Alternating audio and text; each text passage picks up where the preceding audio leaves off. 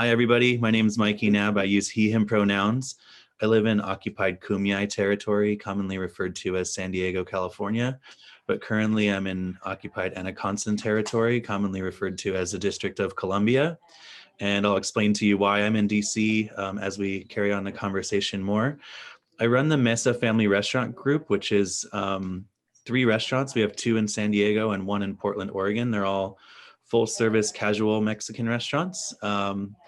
And in addition to that, I am the National Strategy Director for Raise High Road Restaurants, which is a national network of restaurant owners across the country who have agreed to improving working conditions, increasing wages, and a commitment to race and gender equity in our industry. And that takes the form of recruitment, hiring, promotional, and training practices. So really excited to meet you all and looking forward to the conversation. Thanks for doing this, Robert. Yeah, absolutely. Before we get back to Mikey, I was not going to have a long speech here, but I was thinking about how I wanted to introduce this conversation, what I might want to say.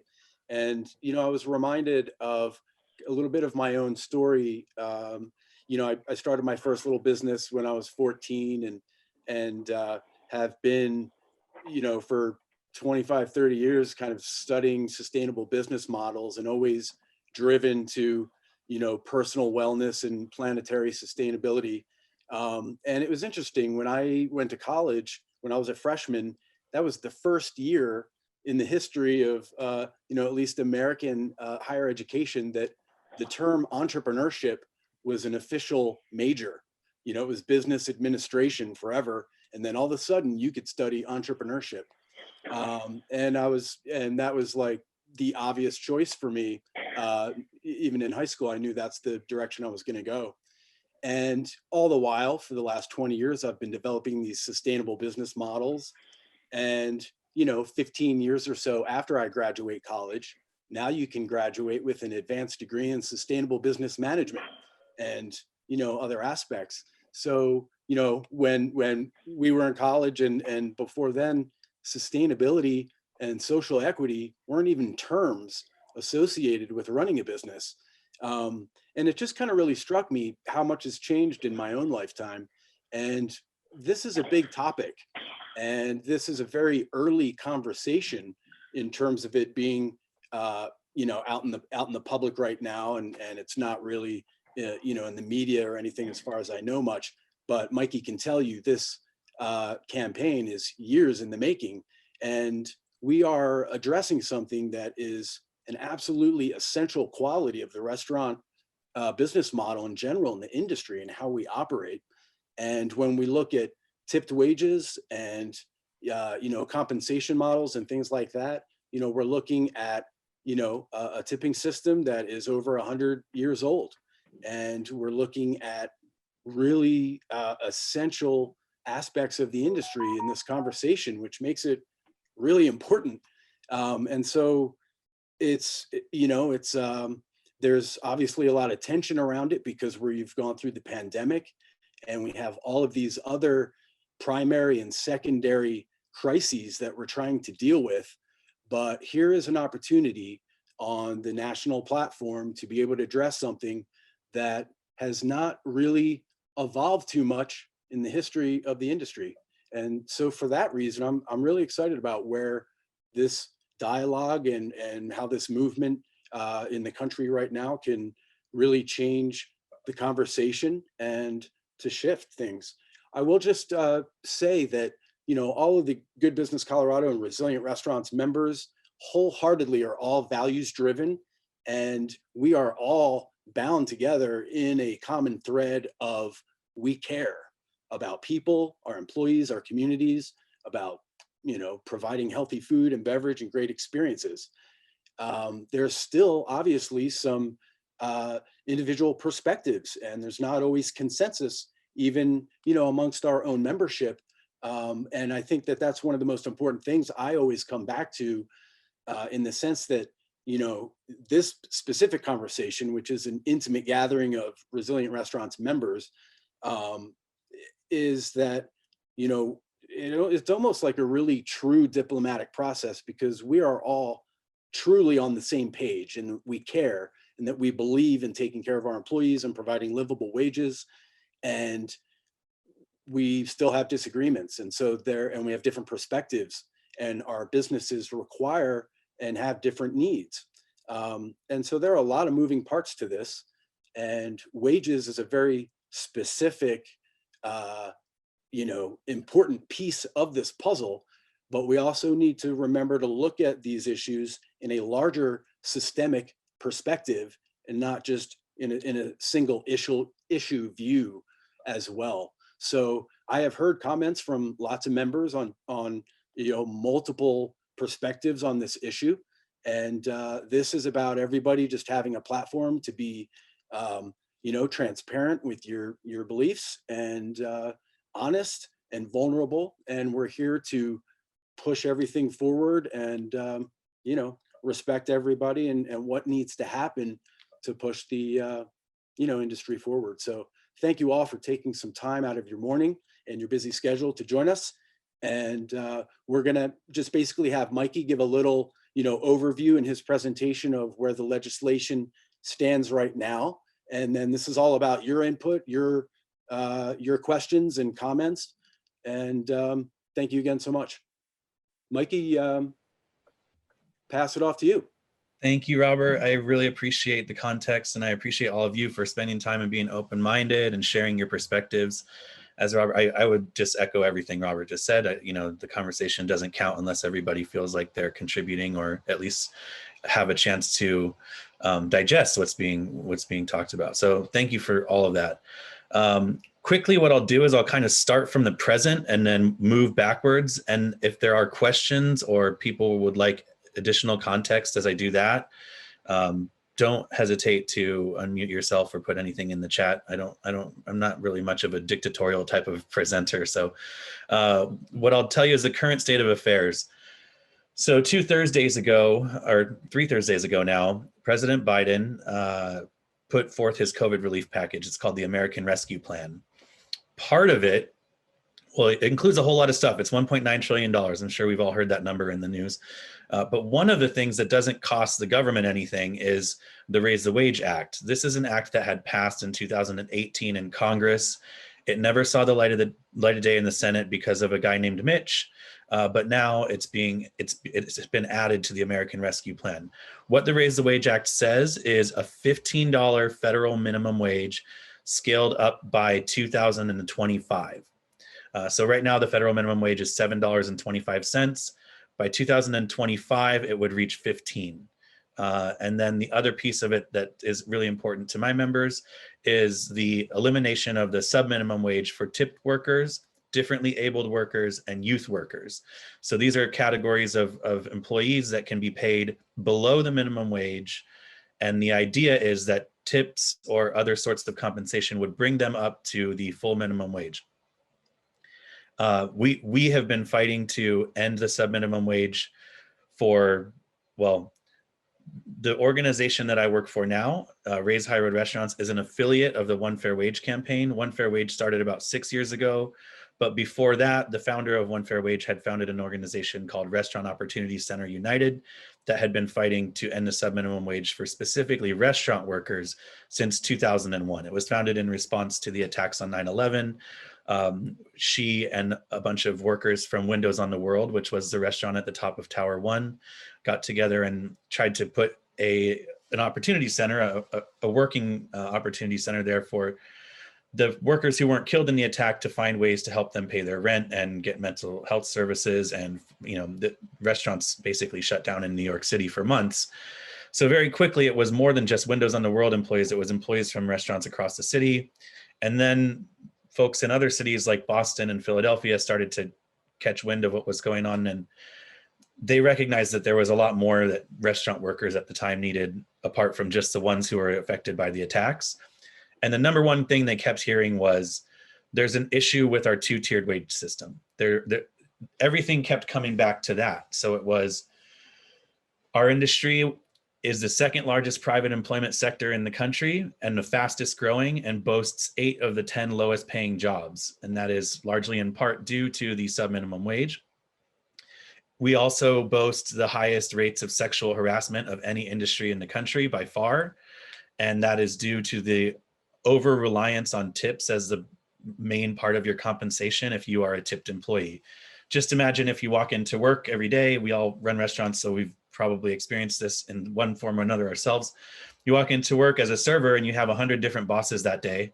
You don't know any of their names, but you have to tell them yours. You have no idea what their set of expectations of you are, but you do know that pleasing them is how you're going to pay your rent and feed your family. So especially in states and cities where they pay employees the federal subminimum wage of $2.13 an hour, very often your paycheck actually says zero on it because all of your wages from your employer go to paying your tax burden.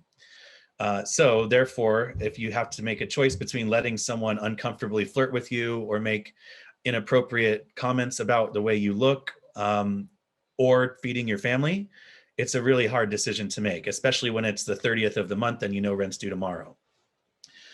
Also, our industry has the highest rates of employees on public assistance of any industry in the country. So if you're simply looking at it from a broader economic approach, taxpayers are subsidizing free breadsticks for people. So restaurants that choose to leverage these low wages to keep the cost of their menu items artificially low in the minds of consumers are actually forcing everybody in the country to pay for that value perception.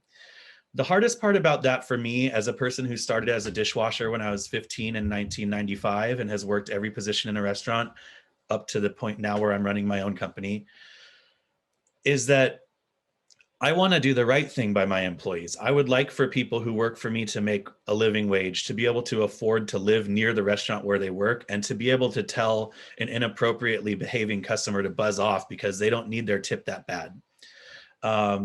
And I can't do that and not put myself at a competitive disadvantage to the low road employers around me if I'm in a state where they're allowed to pay $2.13 an hour, or even in New York City, the minimum wage is $15 an hour, but servers and bartenders and other tipped employees can make $10 an hour.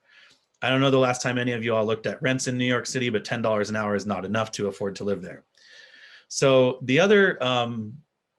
so that's why I think that it has to be mandated as law in order for it to really take shape and work. And the cool thing about that is we have data for this.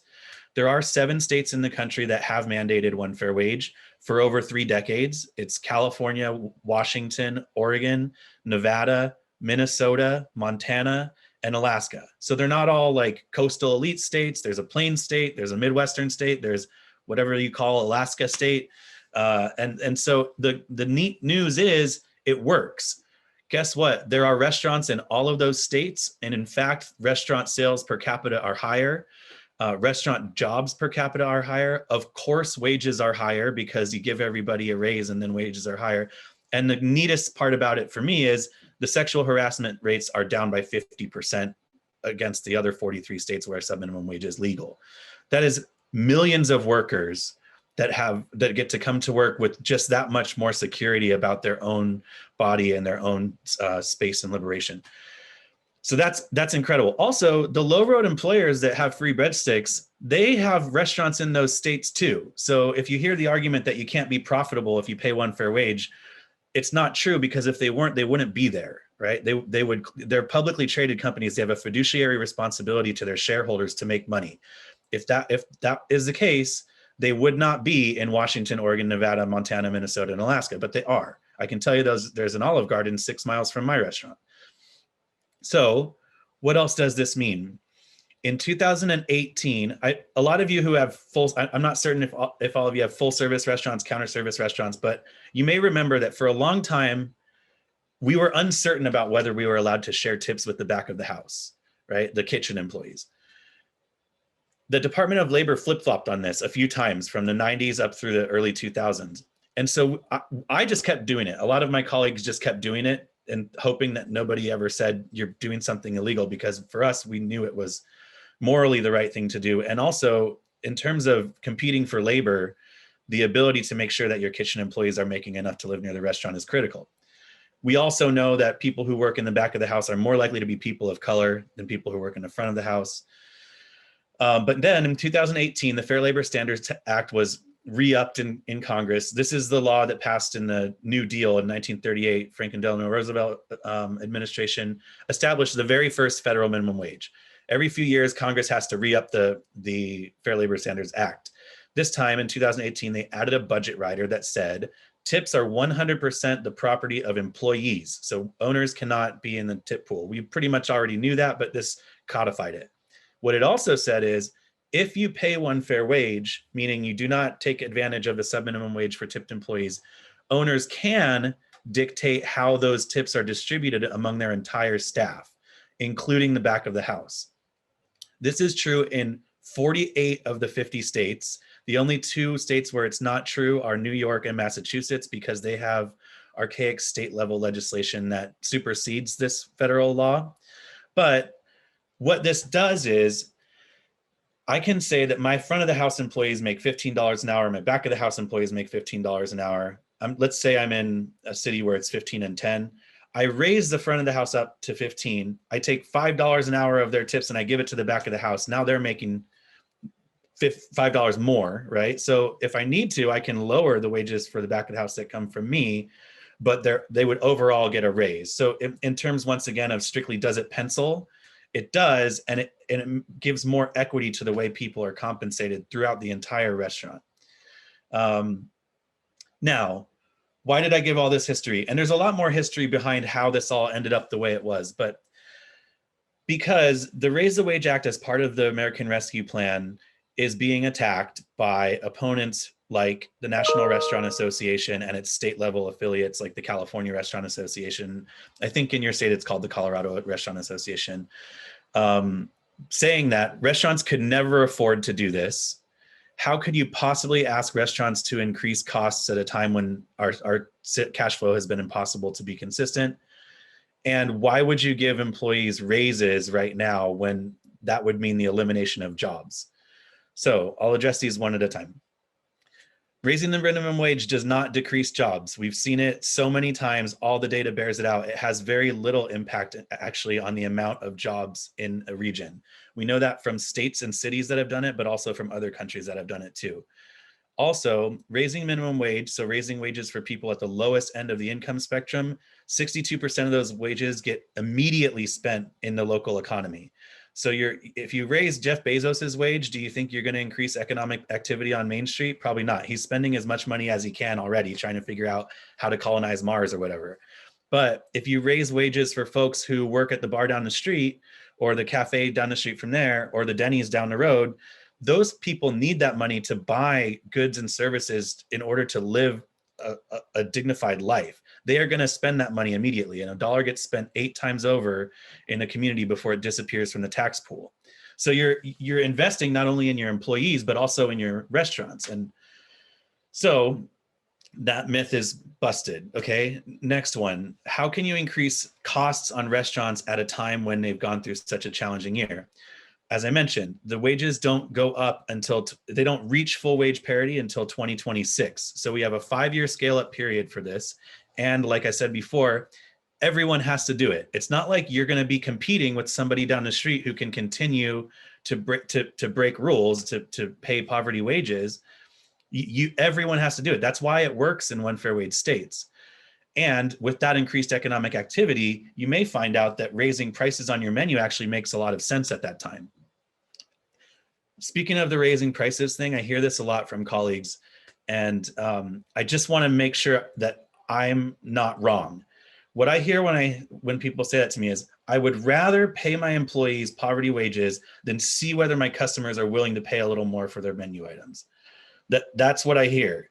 And the truth is, in states where the minimum wage has been raised, or cities or counties, significantly, the menu price increase or the cost of goods and services goes up a minuscule percentage in ratio to that increase in wages.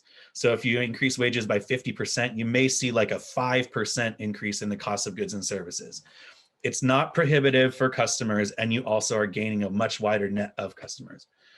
So as we work towards trying to get Raise the Wage Act to be passed as part of the American Rescue Plan, uplifting over 30 million American workers, we need to hear from restaurant owners across the country especially the senators who are Democrats but lean conservative, who would be the ones that would be most likely to say, okay, we get it, $15 an hour, fine, we'll do it, but we don't want to do this tipped worker thing. Restaurants have been hit harder than anyone else. Like I'm going to hear it from every restaurant owner in my district, right?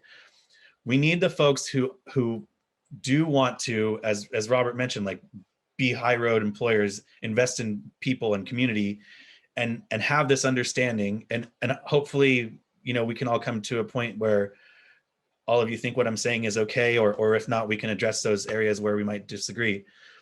But we need the senators to hear from restaurant owners in their constituency, because that's the thing there's two things that are most likely to be compromised out. One is tipped workers, and the other is regionalism, where someone like Joe Manchin would say, sure, $15 an hour is fine in California and New York and Seattle and Aspen, but it's not fine in West Virginia because cost of living is so much lower. I'll just dismiss that really quickly.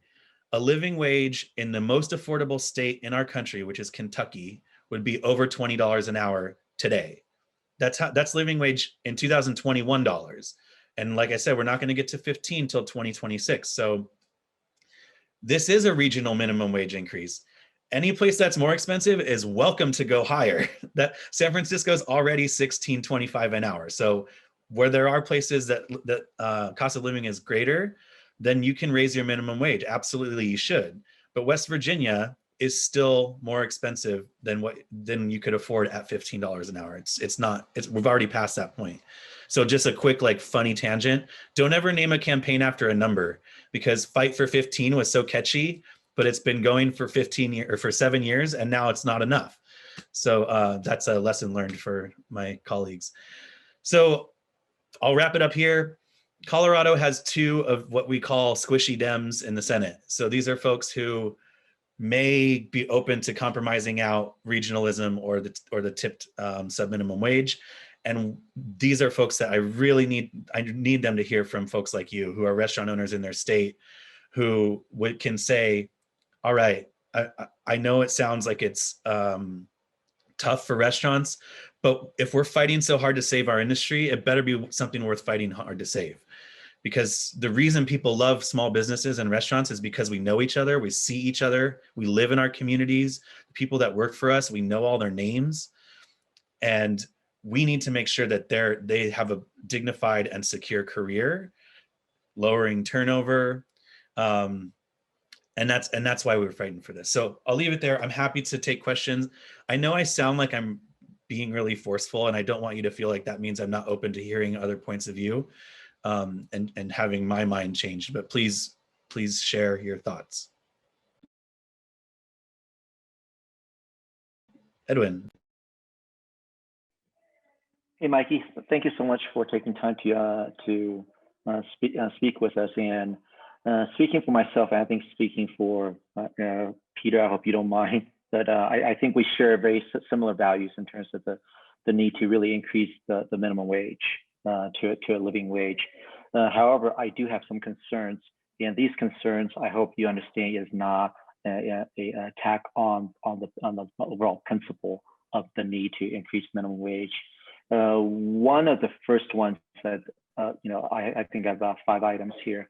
One of the concerns I have is, and these are very real experiences that I went through in the past few years, and we have, as a result of this happened 6 years ago, we decided to go move towards a service fee model, trying to address some of these issues that I saw was coming down the pike years ago. But in terms of some of the issues that concerns me is that for a high school student, our ability to pay people who really have to count on this money, which to me are my full-time employees, and also I understand that some people are worried that somehow by having some kind of exemption that unscrupulous businesses will try to reclassify or manipulate their labor pool more into those sub-wage categories. But from my perspective, my ability to take care of the people, the full-time workers who really depend this as their to provide for their homes, as opposed to a high school student who's just wanting to have some extra money, because my ability to do that is directly affected by how much I pay the part-time, basically these young workers, which there are a lot in this community, in the industry. And then as far as to your point about, and this is a positive to the point that you're speaking, which I think should resonate in terms of speaking to the industry, is that when we increase prices, which is a very, very real concern in the example that you gave about not willing to take that risk of seeing whether the customers is willing to pay for that increased price, is that I think the argument that I would make clear is that if everybody raises our price, then it becomes a level playing field. So raising the price uniformly is actually a very good thing for those who want to do the right thing, but is afraid to. So I hope that you propagate that message to everyone. And then another one regards credit card fees. For full service restaurants, it accounts a substantial amount. It could be as much as 5 figures for some high volume operations. And the fact is that we when we try to go into a tip pool, we are prohibited from recovering that cost. So that I feel like should be addressed, is in the name of fairness, is that we're asked to already bump up, support this, but yet we're not being recognized for this very, very real hard cost that has nothing to do with the tip, where we're just being asked to pay for that. And then the last one is, I think on a more practical level, is that the 2-tier system, I think, is broken. So I am definitely for one fair wage. But however, if you look at states, which you mentioned, some states still have the tip wage at $2 something. Is that correct? Yeah, $2.13 an hour. That's the federal subminimum wage. Yeah, but are there? I'm sure there's probably a few states that's still at that. Is that correct? Oh, like half. Like there's 22 states, I think, that have that. Yeah. So using that example, jumping from $2, basically, let's just round it off from $2 to $15. We're looking at a $13 increase, and generally, just as a rule of thumb, let's just say front of the house, back of the house is 50-50. Okay. To level that to 15, the front of the house would should be making $13 above that to bring it back to even to 15, and that's just simply not the case. In fact, I think in many jurisdictions, a dishwasher would be lucky to be making $12 an hour. So what we're really seeing is a overall tremendous increase, especially on the lower wage districts or regions, having a very real jump. And if we're to look at that and looking at, let's just say 50% increase, and labor representing a third of that, then to make the numbers really work, then prices have to increase by half of that, which is roughly 15%, just to bring it back to even. But of course, like the argument, that's why I want to emphasize a level playing field. But however, if everybody's doing it, then everybody has a level playing field. So that should offset that. But we still need to recognize that there is going to be displacement from low wage regions of coming up from $2.13 all the way up to $15, and there's nothing to bring down to offset the people making above that. That becomes a real challenge for people to buy in. Okay. Yeah. And the last one is regarding this service fee model, because fundamentally, I do feel like that the tipping model is racially and gender biased, and if I have my choice, I just simply do away with it, or at least make it truly a gratuity, then just as an extra thank you, rather than your rent's going to be dependent on whether I get to harass you or not. All of us recognize that inequity. So in that sense, is there anything we can do to, for example, like having restaurant service fee be sales tax exempt, because that is one of the things that is different from jurisdiction to jurisdiction. And when it is in jurisdiction where it is taxed, then again we're looking at a uneven playing field whereby tip model has an advantage over service fee model. So those are my comments and concerns. Edwin, you are incredibly insightful, and I'm so thankful for you sharing such a robust set of concerns. I took some notes in the chat so I can follow along and make sure that I address each of the things you brought up. So first, actually, is it okay if I go backwards? Because that's kind of how it sticks in my head. Of course. Your question, your point about the service fee versus tips. So I'll tell you that Raise High Road Restaurants, the organization that I run, we support 3 models. Okay, one is one fair wage with tip sharing, so paying a full minimum wage and doing a tip pool. The second is service charges, with all the service charges going to the staff. And the third is hospitality included, which is tip free. Like the prices on the menu, that's all you pay. There are pros and cons to each one of these 3 models, which is why we don't just land on one. The pros of the tip model, we've mentioned a lot of the cons: sexual harassment, inequity, uncertainty. But the pro is the ceiling on what you can make in a restaurant is actually really high. It's a very small percentage of people that work in restaurants nationwide that actually achieve that goal of working for, French Laundry or something like that. Most people work in IHOPs, and there's a whole show called Diners, Drive-ins, and Dives, right? Like that's most of our industry, right? I know my restaurants are casual Mexican restaurants. So, but because of volume, people can make a lot of money due to tips. So that's a pro of tips in some ways, right? The service fee model is great as long as enough restaurants follow the percentage based on the cultural norms now, which would be like 20% service fee, right? 18% service fee.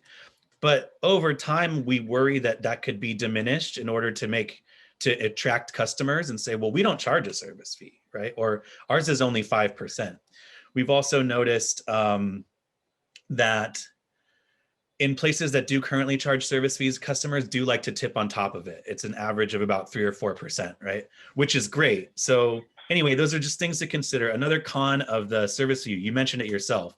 In most places, you have to book it as sales. So A, you're paying sales tax on it, and B, you don't get to take that FICA tax credit, which is a federal tax credit you take against the tips that you just act as a pass-through that go to your employees directly. So we're working really hard to change that. What we want to say federally and legislate in the federal action is to say, if you are charging a service fee that goes directly to your employees, that should be treated not as sales. You shouldn't have to pay sales tax on that. You're just a pass-through, especially if you're paying credit card fees on it as well. So, and once again, to the earlier point, the credit card fees, if they are being passed right along to the employees, you should be able to cover that through the money that's collected. You shouldn't have to front that out of your own sales. So another thing we're working on, unfortunately, we haven't accomplished that yet, but we hear you and it resonates for sure.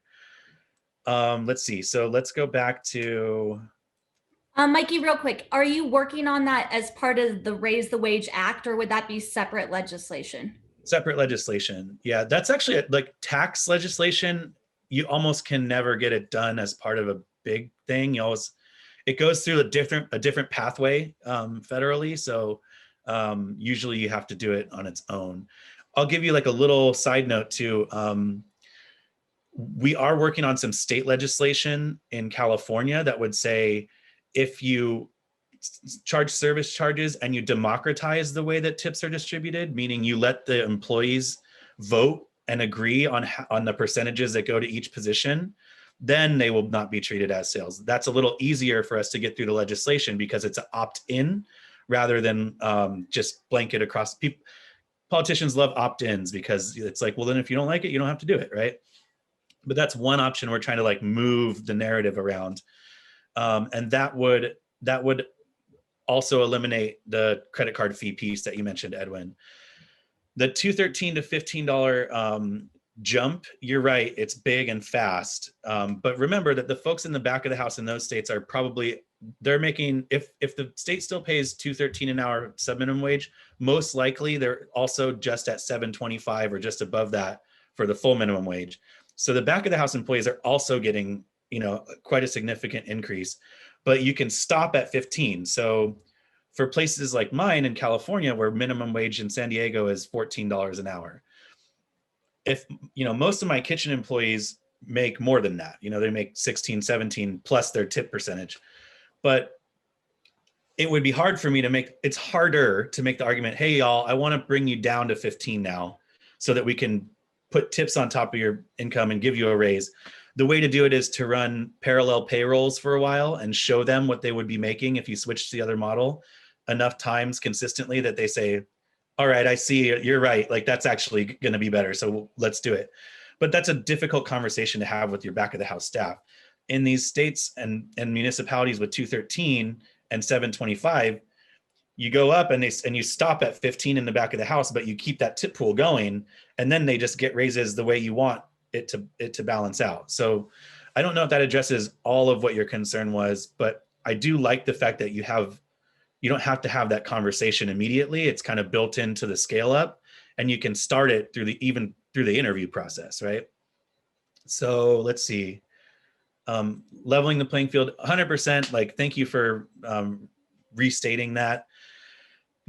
For me, the hardest part is like recognizing the fact that all of our customers think that food and hospitality costs less than it actually does, which is why our margins are so thin, because of all these low road employers that are saying, oh, 50-cent wing night, like every night. And then people think chicken wings cost 50 cents. They don't cost 50 cents. You can't even raise your own chickens and have chicken wings for 50 cents. So it's not that that's wrong to do. It's that it's so pervasive now that the idea of the value of food and hospitality has been obfuscated. And I think that like these, not just making the law change so it levels the playing field and everybody has to pay a better wage so our employees can be okay, but the media around it, right? Like, people are talking about $15 minimum wage now, and then that means they talk about the level of reliance on food stamps. The fact that when the pandemic hit, these workers weren't working paycheck to paycheck because their paychecks were so low. They were working tip to mouth, right? Tip shift to tip shift. So that, and I agree with you, Edwin. I would love to see what we have in Europe or Japan, where the service is impeccable, the food is delicious, the jobs are good, and you don't have to ask your customer to do a bunch of math at the end of the meal. But barring that, we got to take the steps because our culture is so ingrained in tipping. I think we have a longer road to go there. And I want to keep the ceiling high, like I mentioned before, if we can make sure that the jobs stay good, right? And then the last part, your first piece about youth and part-time versus full-time and sort of career folks. I just wanted to mention that the average age of a tipped employee in this country is now 30 years old. It was 30 last year for the first time, and it's been going up for about 15 years. Back in the day, in the 80s and 90s, like when I started, I was a teenager, right? And we employed a lot more teenagers. But these days, because of income stratification and the fact that C-level sweet money takes so much money out of the economy, it's like a martini glass. There's jobs up here, and then there's a whole stem of middle income jobs that are not being serviced right now. And then the foot of the glass is growing and growing and growing and growing. So people end up staying in these jobs longer and longer and longer and longer.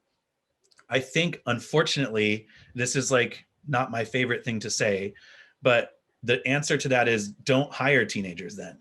You know, let them spend their time going to school, pursuing art, whatever it is, and hopefully their parents are making enough money because all jobs have become better that they're not required to enter the job market at 15 to help pay for groceries like I did. If we really want to take care of our long-term career committed employees, we have to recognize that that's the kind of employees that we want too. I don't think I'm not saying we should be prohibited from hiring teenagers. Some of my best employees, actually the regional manager for my 2 restaurants in San Diego started at 15 and he's 28 now and he's running like 2 full restaurants.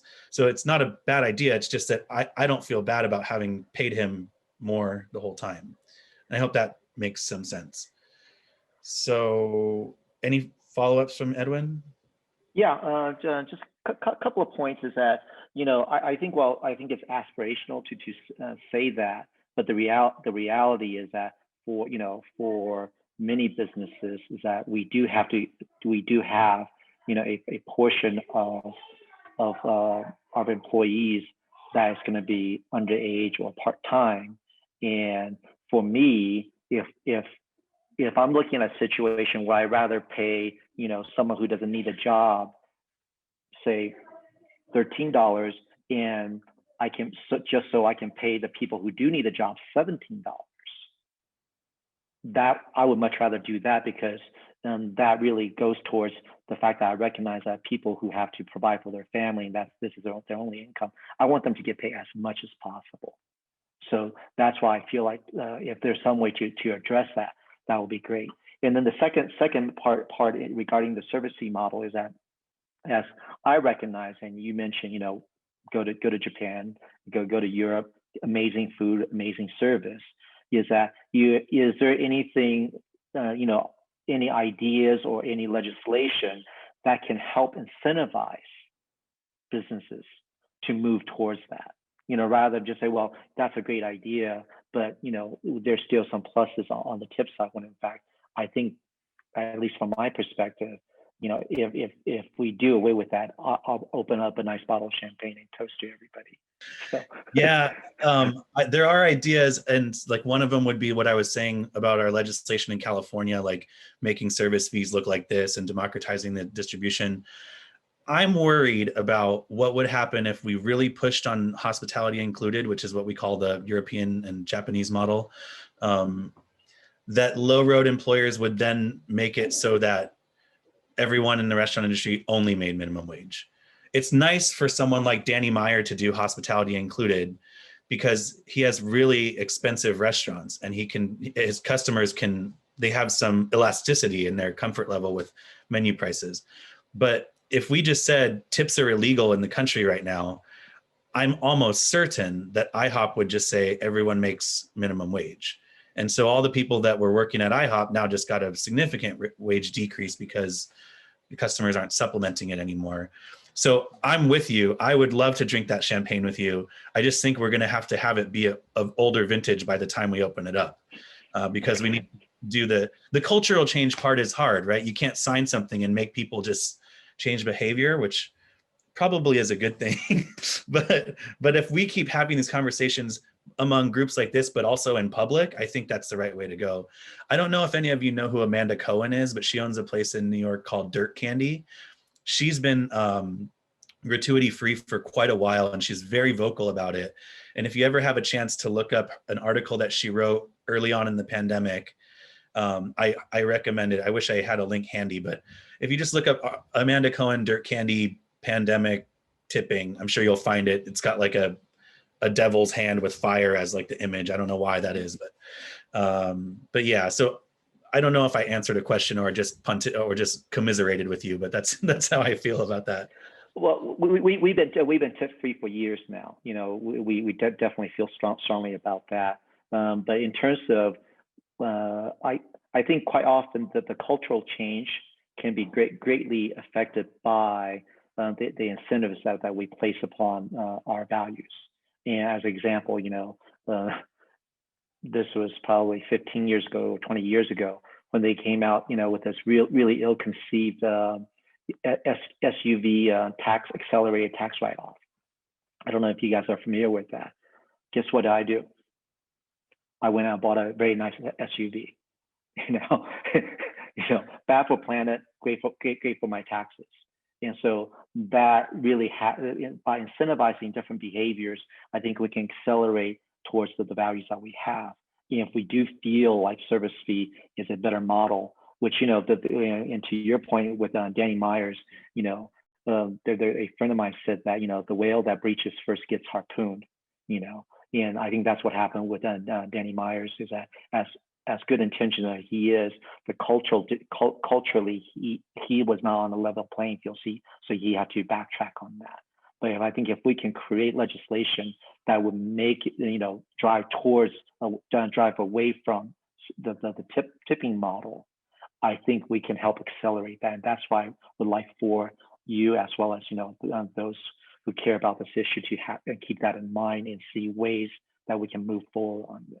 So that's all I have to say. And thank you so much for allowing me to take up quite a bit of time, everybody's time on this. No worries. I appreciate it, Edwin. A quick anecdote about Danny as the harpooned whale, though. The reason he went to hospitality included was because he didn't have any other choice.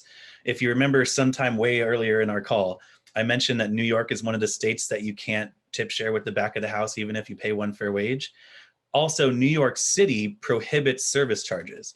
So Danny's restaurants, the three models that I said we support, one fair wage, tip sharing, service charges, or hospitality included, two of them aren't available to him. So he had to choose that one, right? So he had to breach all the way up in the water, right in front of, what's the captain in Moby Dick? I can't remember. Whatever. Literature class was a long time ago. Any other questions? Ahab. Ahab, thank you so much. I did want to just make a brief announcement, so we do have a hard stop at 11 o'clock. So we have 9 minutes, and want to just make sure any folks who throw up some questions speak or put some stuff in the chat. I just want to say I'm happy to contact both of my senators here about this. But I'm also conflicted about it. We own a small brewery, and we don't have a restaurant, but we do have a tasting room, and so we have a very, very interesting division now. Even Edwin has a really great presentation through GBC, or maybe through the Resilient Restaurants, that's out on YouTube, that I've actually posted in a local Northern Colorado restaurant owners group about this, as we're sort of starting to talk about this topic. But our tipped servers get paid more than anyone else in the company, and we can't find a legal way other than going to the service fee model. And even then, it's unclear whether the brewers and the warehouse people are actually considered back of house workers, or if they're sort of a whole other industry,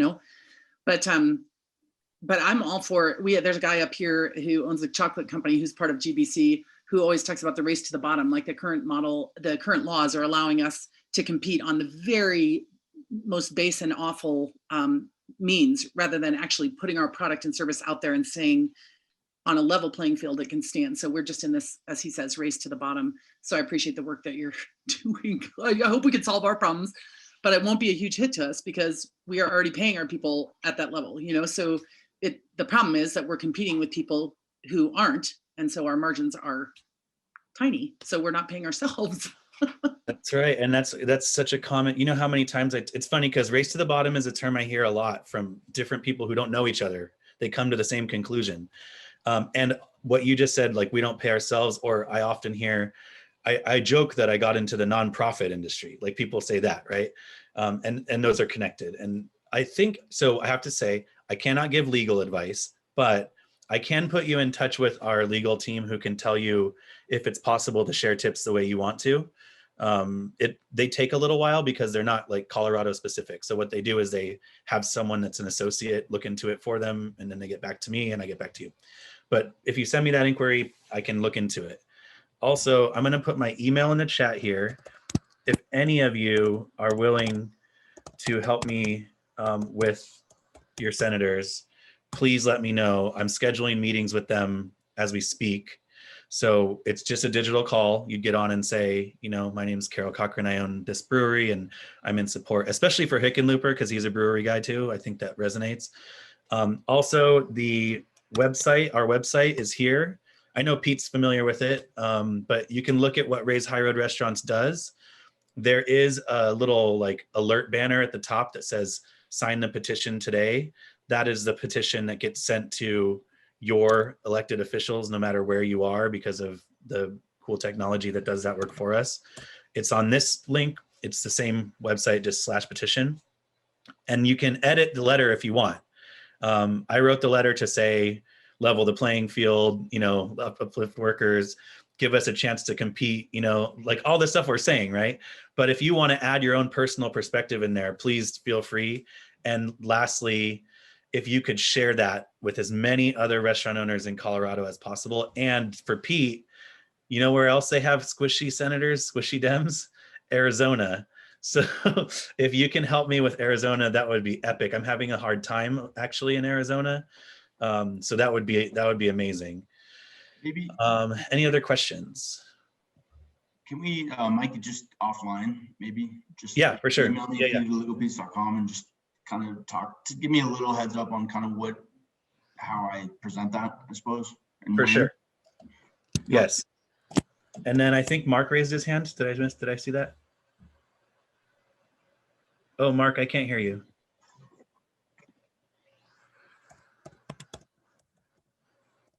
There, how's that? Good. Okay, cool. So I just wanted to weigh in just for a minute, and I missed the first part of the conversation, so you might have covered some of this, and I apologize if you have. I posted a link in the chat box, and it basically goes back to just fact checking, raising tips minimum wage. And so at my restaurant, we everybody gets paid way above minimum wage across the board, and our tip servers, our front of house, I mean, they're making right now between $24 and about $36 an hour. And I think I have a couple concerns, and I just want to express those. One is, and there's multiple links in the article that I posted that show that an increase in tips minimum wage has, in every city where it's been implemented, starting in 2017 and 2018, caused a drag on restaurant growth and even restaurant closures.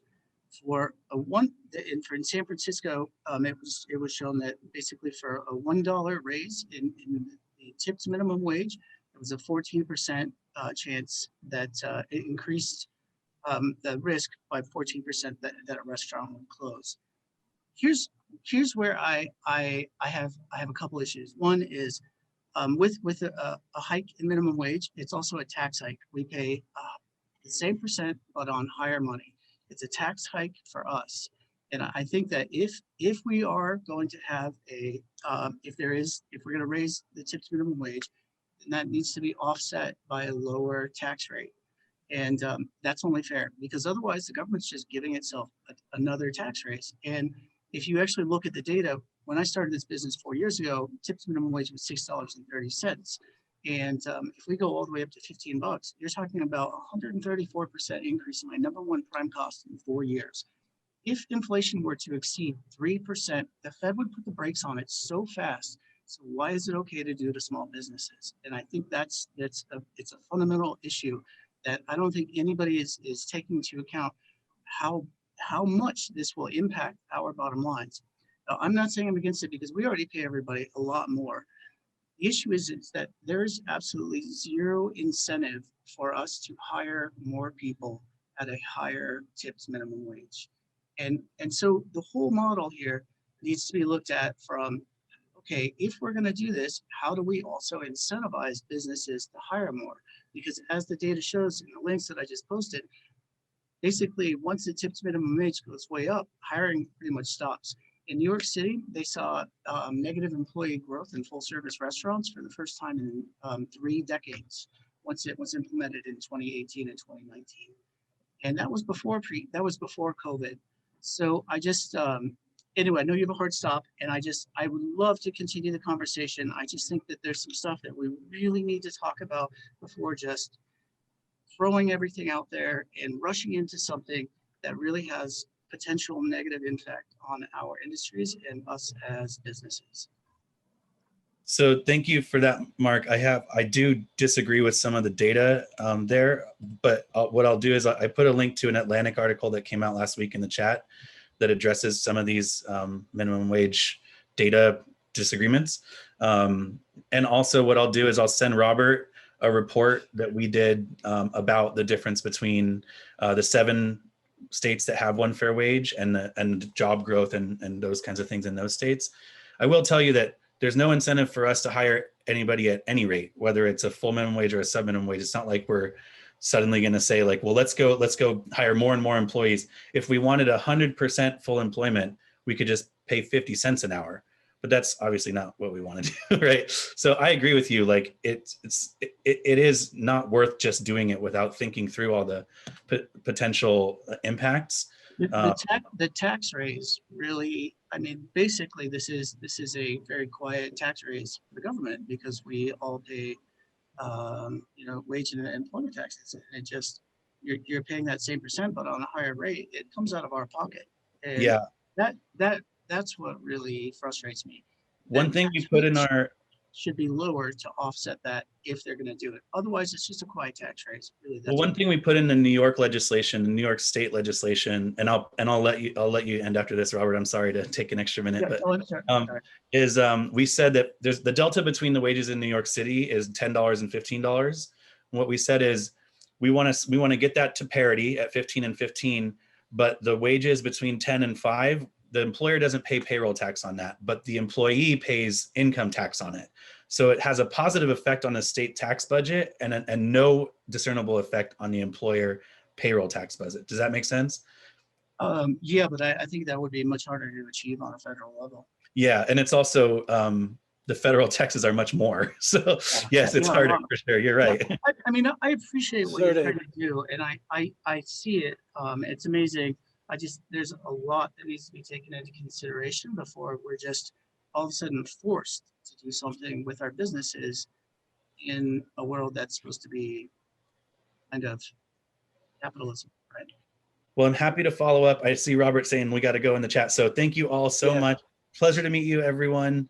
I look forward to carrying on conversation.